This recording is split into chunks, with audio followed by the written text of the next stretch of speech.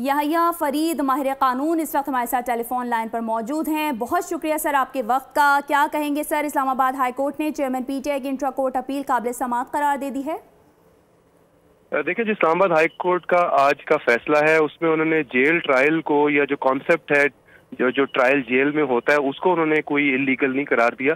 सिर्फ जो law ministry का नोटिफिकेशन था उसको इलीगल कहा है। उसकी वजह यह है कि उसमें प्रोसीजरल डिफेक्ट्स थे, जो आज पीटीआई के वकीलों ने प्रोसीजरल डिफेक्ट्स की बात भी की थी।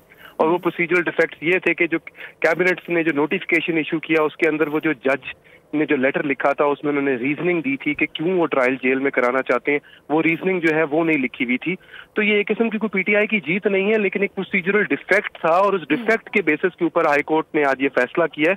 लेकिन इसमें इंपॉर्टेंट बात यह है कि अब इसमें दो अब एवेन्यूज हैं। या तो ये है कि कैबिनेट जो है वो एक नोटिफिकेशन नया निकालेगी और उस नोटिफिकेशन के अंदर वो जो भी प्रोसीजरल डिफेक्ट्स थे वो उनको कंप्लीट कर देगी, या दूसरा ये है कि गवर्नमेंट जो है वो इसको चैलेंज भी कर सकती है इस ऑर्डर को सुप्रीम कोर्ट में। क्योंकि उसकी वजह ये कि देखेंगे पीटीआई की अपना स्टांस रहा है कि सिक्योरिटी के कंसर्न्स हैं। अगर आपको याद हो तो पीटीआई ने और इमरान खान ने एप्लीकेशन फाइल की थी कि इस्लामाबाद के जितने भी केसेस चल रहे हैं वो वीडियो लिंक के थ्रू किया जाए, क्योंकि वो अदालतों में पेश नहीं हो सकते सिक्योरिटी के रीजंस की वजह से। तो आज तो ये टोटल यू टर्न ले चुका है पीटीआई और वो कह रहा है कि नहीं हमारा ट्रायल जेल में ना करें, हम तो अदालतों में पेश होना चाहते हैं। तो ये जो आप ख्वाजा, बहुत शुक्रिया सर आपके वक्त का। आप माहिर कानून हमें अपना वक्त दे रहे थे, इसके लिए आपका बहुत शुक्रिया। और आपको बता रहे हैं कि इस्लामाबाद हाई कोर्ट ने वजारत कानून के जेल ट्रायल के 4 नोटिफिकेशंस खिलाफ कानून करार दे दिए हैं।